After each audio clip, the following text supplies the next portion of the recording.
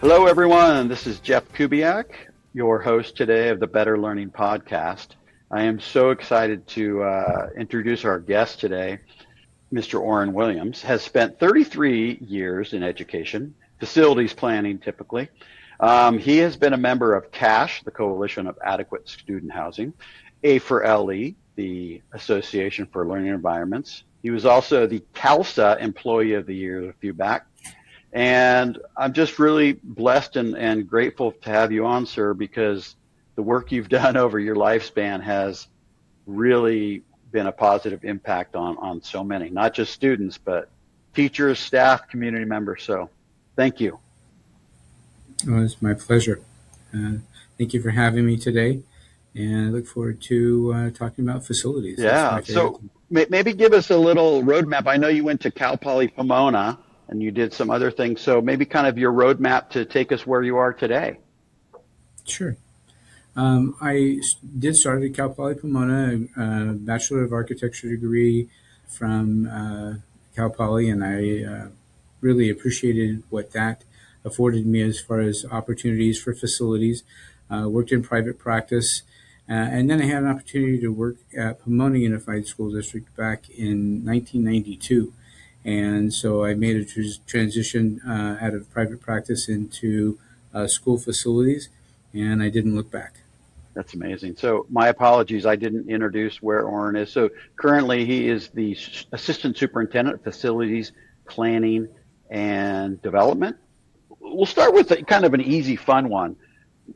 What project or initiative, and because you've had a long, illustrious career, has really given you that, wow, this is why I do what I do, kind of that moment?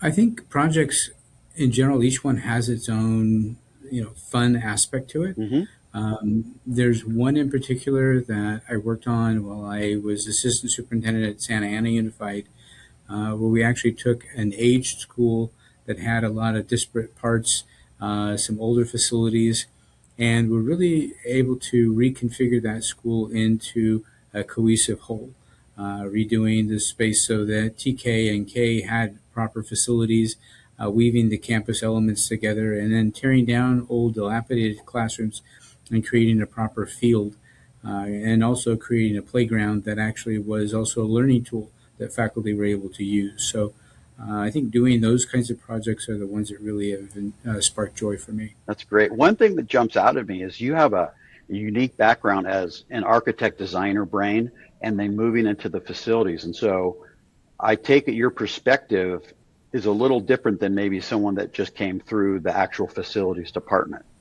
right?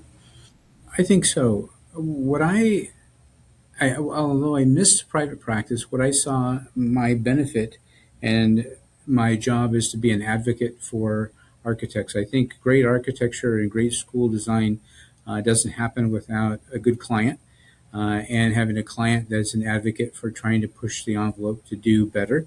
A lot of times we have practitioners who don't necessarily have that design understanding, and so sometimes our school facilities can become somewhat mediocre.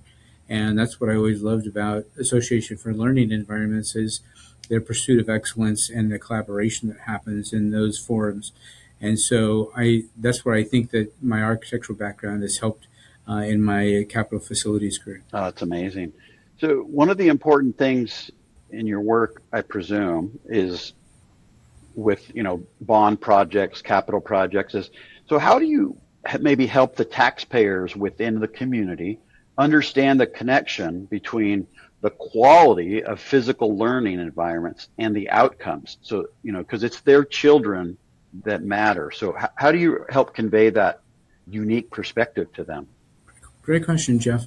One of my favorite examples of that is I had a naysayer on a bond oversight committee, and she said, "I'm not for the bond. I don't think that what we're doing is the right use of funds."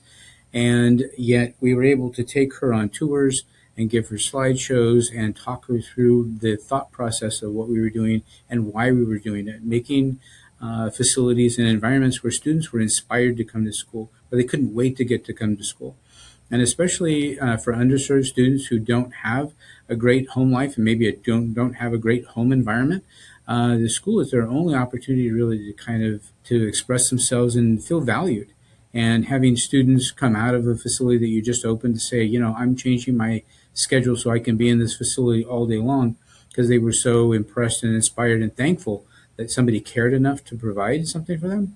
That made a difference for the students. But this bond oversight committee member, she actually at the end began to solicit the board and say, hey, you know what? I know I've been critical of the past, but I really believe in what we're doing now. And to be able to show community members up close and personal that we're doing the best job we can with taxpayer dollars, and yet we're also being not only being frugal, but also creating spaces where their children are going to be inspired for decades and hopefully centuries to come. Yeah. So, as a teacher and a principal, I was always trying to, help the value proposition. You want those kids to rush in and be so excited about what they're doing. And, tying that all together is really important. You're oftentimes, stewards of public funds.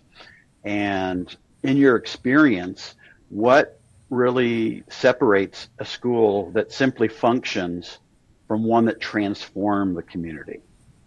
Schools that transform the community really are ones that our historical construction of schools has been these gigantic monuments to education that towered in the community, that communities built and a lot of money and put a lot of money and time into these giant buildings. And then we put kids in portable classrooms and we tell them that education's important.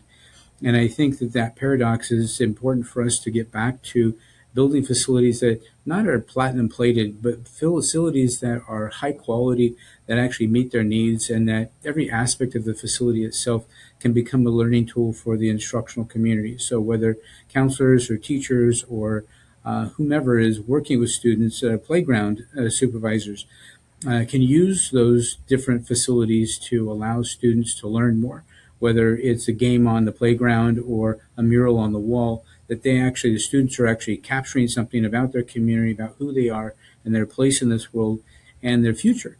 And so I think that that's an opportunity that we need to explore more. I love that. And I think it's important that, and I'll lead this to my next question is the value add from our community members really helping them understand that this is a legacy project, right? It's once in a 50-year, et cetera. So have you typically included stakeholders, students, teachers, community members in some of the decisions or outcomes in those projects? Every time we can. We're in the process currently of doing a faculty survey and having administrators and faculty tell us what they want to see in this school that we're going to reconfigure. And it really was informative in guiding us of what they really want.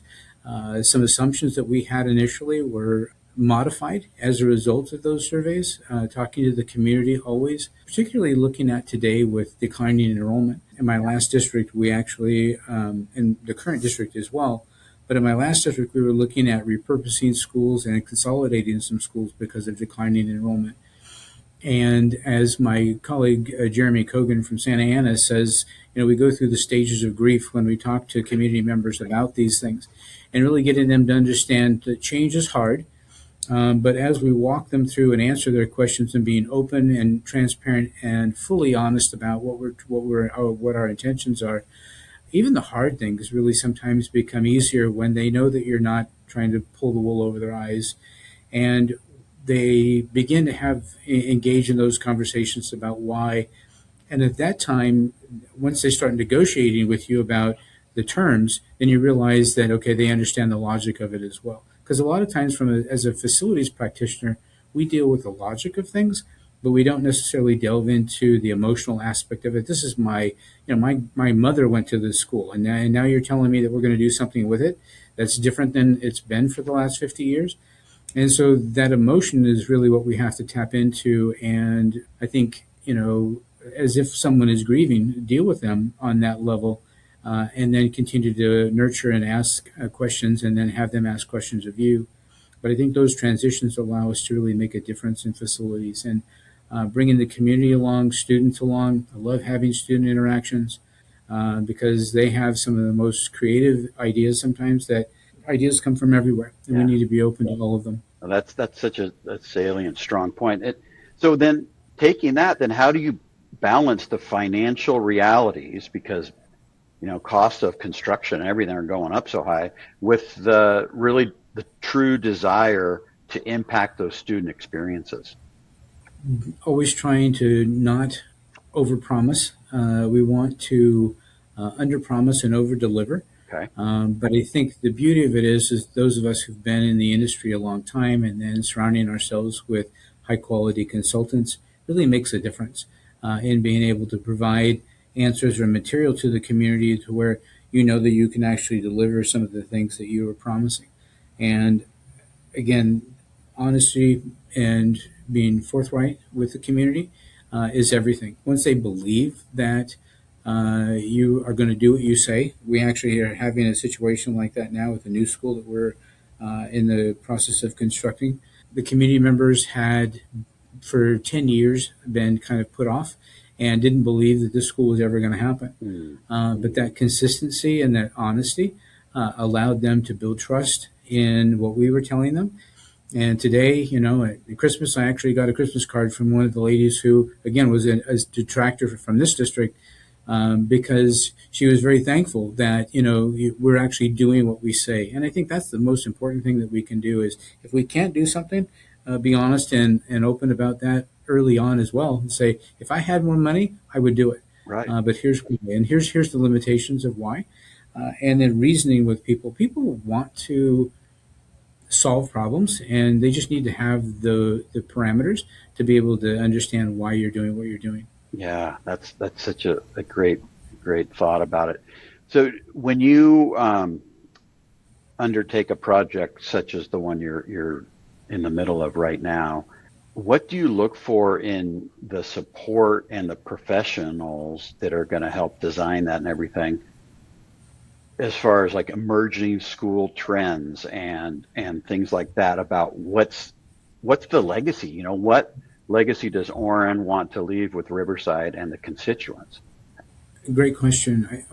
Some of the things that we're working on for this school in particular are the gamification of some of the different strategies that they use in the classroom, in the playground itself, Mm. and in murals and some of the elements on stairs and different elements within the school that actually incorporate learning everywhere. And so, for example, we have a principal who's phenomenal with linguistics, and she's actually helped us to develop games and opportunities for kids to, while they're actually playing a game, they're learning something. We worked with a really gifted colleague from the University of Irvine, Dr. Bustamante, who's developed a game called Fraction Ball. And Fraction Ball is an opportunity where kids are playing basketball, but you have to win by getting to whole points. And so you can shoot from anywhere, but if you get a 2/3 point shot, you have to figure out how do I get to a whole point. And the kids are so enthralled and in love with the game that they learn fractions without even having to think I'm not good at math. And quite honestly, it's a way for them to overcome. So I think those types of strategies, both linguistically and mathematically, weaving those into the campus and creating, like I said, those environments where kids can't wait to get to school and they feel valued, really make a difference.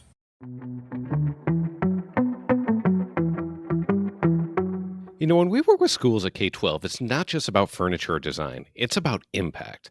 Our radically student centered approach puts students at the center of every decision. From that first conversation to the final walkthrough, we're focused on creating spaces that actually work for the kids, the teachers, and the community. So if you're looking to do more than just check a box on your next project, let's talk. Visit K12.com. That's KAY TWELVE.com and see how we're helping schools transform learning one student at a time. Because at K 12, it's not just about projects and furniture, it's about purpose.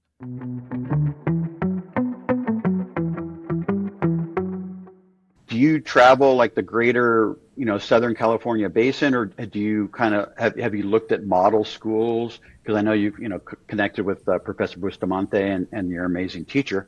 Where else do you get those amazing ideas?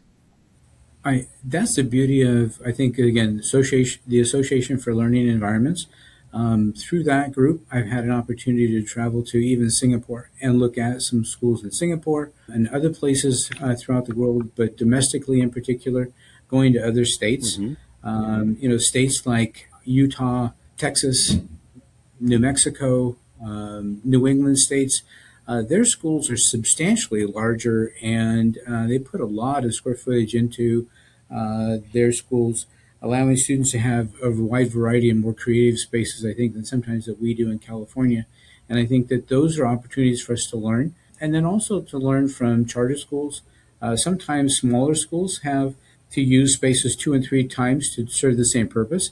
And so we're trying to incorporate some of those strategies in this new elementary school that we're building, where we're actually creating the multipurpose room that has 3 or 4 different functions, which allows us to maximize that space, because on a very small, limited sized campus and with limited funds, it's the best way to get the best bang for our buck.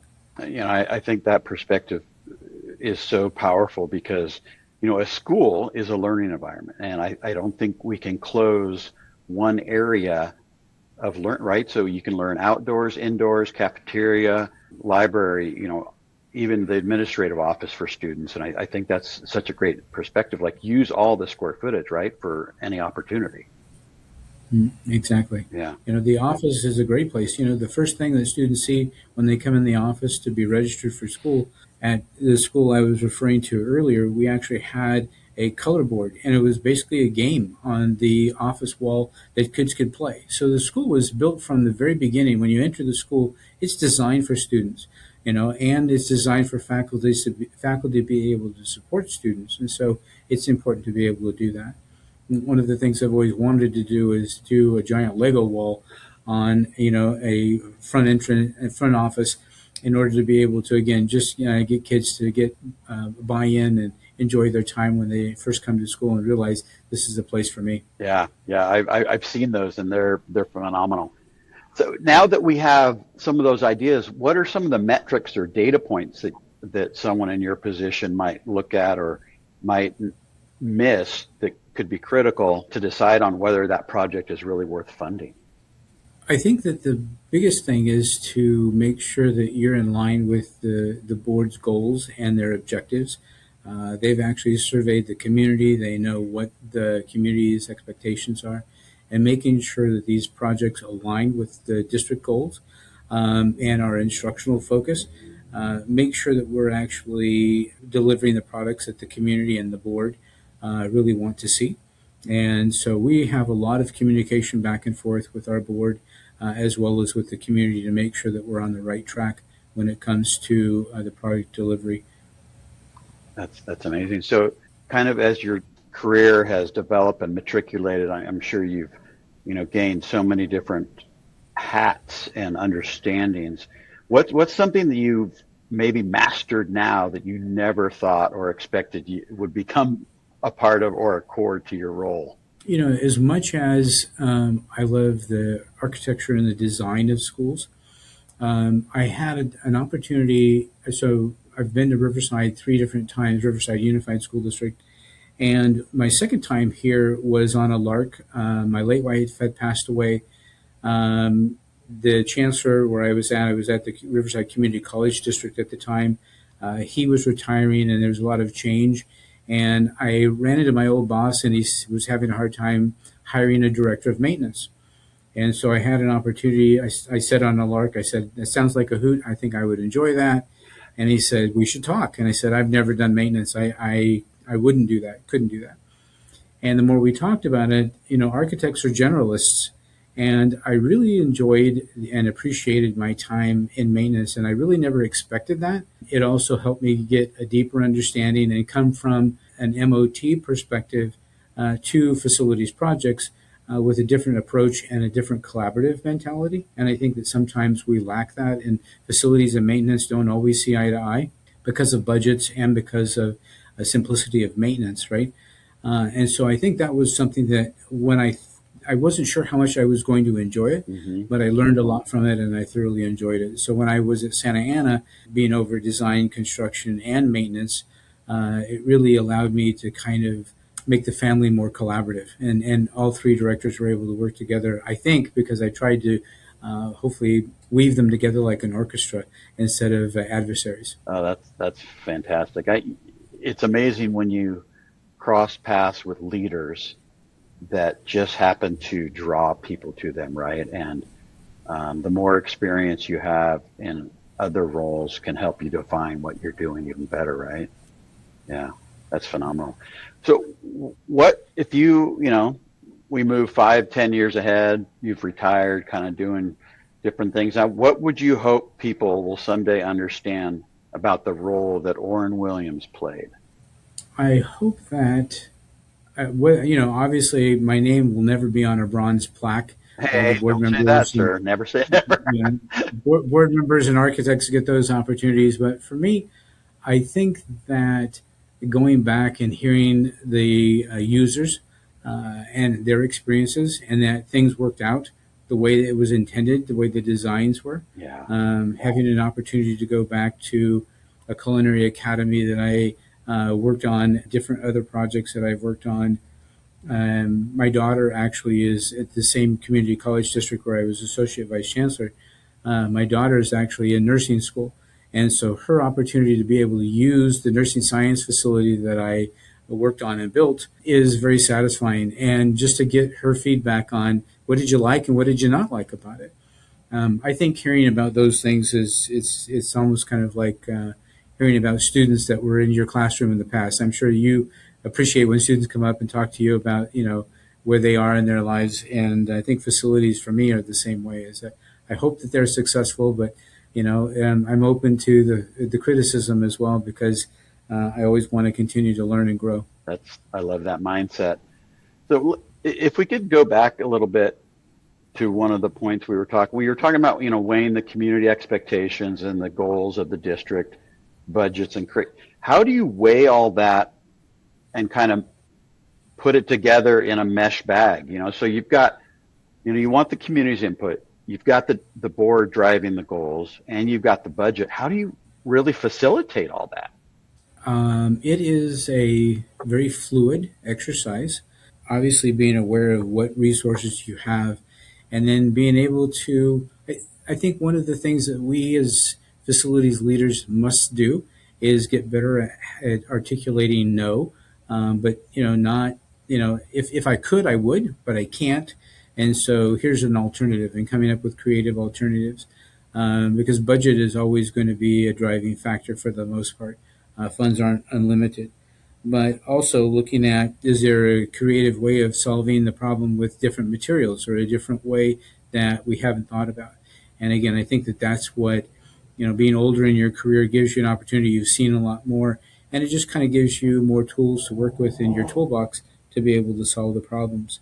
But I think, again, sometimes if the board really wanted a project to be a certain way and you convince them that, this is the right way to go, I've seen boards dig deep and, augment projects if necessary. But if necessary, you've also got to be willing to look at, and I don't like the term value engineering, but you have to look at areas that you need to be able to trim to be able to get projects into budget sometimes. And then you're always, strategically looking at the best time for bidding so that you get the best bids. Our new elementary school, which I was concerned about, came in on budget. And so, all the things that we had hoped to design and build into the school, will be able to do that. But that's not always the case, especially times with high inflation. So I think it's a day by day adjustment, and just being fluid and creative helps solve those problems the best that you can. Yeah. Part of the legacy and the long-term investment of a school facility is there's a lot that goes into it, right? So how do you help people understand that the long-term investment of furniture or technology or, HVAC or whatever it is, how do you convey the importance of that value? That's a good question. And I don't know we always do that as well. And so I'm going to say maybe that's something that is an area of growth for us in the industry. How do you convey to a taxpayer, hey, this school, the gas line that we're modernizing at this school is Swiss cheese because it's been corroded because it's 60 years old and it was a galvanized pipe. And so infrastructure is very difficult for people to want to invest in, and yet it's essential. This gas line I'm referring to We ended up replacing it, but before we replaced it, our maintenance staff literally had to put a hose bib on the end of the gas line to be able to drain the water out of the gas line because it was so porous. And so you get into these situations, and so hopefully at that point, when they cut out a piece of this gas line during a repair, you can show that to the community to be able to say, this is why we're investing in these things, because obviously this utility, this element has served its useful life, and at that point it needs to be replaced. But I think that is one of the most difficult pieces, is that some of the unseen components. Yeah. People do enjoy air conditioning, and so you can tell people that you need air conditioning, but gas lines, water lines, restroom accommodations, different things like that. Using word pictures and being able to describe that to get the community to buy in can be challenging, but is a fruitful task. Yeah, the value of visuals, not only in children, are so important, I think, for everyone, because, like you said, they're putting money and investing in something, but you can't always see exactly what it is, right? So you're on campus, maybe at one of the architect schools or the school that is construction management facilities. What advice would you give someone who's thinking about a career kind of following your footsteps? I think that capital facilities, being in facilities in general, is a great opportunity. Even with declining enrollment, there are creative opportunities for us to work on asset management and repurposing schools currently. The one thing I've loved about my career is that it's always changing and there's always something going on. And so whether it's building, I built 20% of the schools here at Riverside Unified School District, and being the 16th largest district in the state, it's quite a few schools. Yeah. But also being in other school districts, repurposing schools. I found that to be a challenge that's always been as validating. So I think it's a great career, and when you look at the focus, instead of really just giving lip service to, but really focusing on how am I bettering instruction, how am I bettering education. I believe to my core in free public education, and so for me to be able to do my part, I'm almost kind of feel like I work for the Peace Corps in some ways, Yeah. Trying to give back to the community, right? And yet I am very well treated, and I've been generously treated. And I think the focus that I have is just, if I keep my eye on why I'm doing what I'm doing, even the hard days are a little bit easier. And I think that, it's a worthwhile profession. I think, get as much experience and as many opportunities, and go see as many schools as you possibly can to get ideas, talk to as many professionals, and participate in different organizations that really allow you to grow. I think pursuing capital facilities as an administrator, as a planner, to me, it's the best job in the school district. That's amazing. What gives you hope about our future, the future of education, especially public? What gives me hope about the future is that we have a lot of people in the institution that care, and I think that rallying those people around and collecting those people around you is really where you can make a difference. There's a lot of headwind, and declining enrollment is not fun, and state inconsistencies in state budgets is not fun either. But I think that what gives me hope is that there's a lot of good people coming up in the industry that really are collaborative, that really enjoy the process and want to do the right thing. And so, I'm very hopeful that they will continue to do that and do better than I ever did. That's for sure. Wow. One of my hopes is that we're going to have a couple more years of Orin Williams, because I'm just blown away by the work you've done, sir. So thank you for being on the Better Learning Podcast. Those listeners, if you're new, share it with a friend. But once again, the Assistant Superintendent of Facilities, Planning and Development, Orin Williams of Riverside Unified. Thank you for your amazing knowledge, my friend. Appreciate you. Been my pleasure. Thank you. The Better Learning Podcast is produced by Matt Rogers and edited by Kelly Jones. The views and opinions shared on this podcast are those of the individual speaking and do not necessarily represent the perspectives of their affiliated companies, organizations, or associations.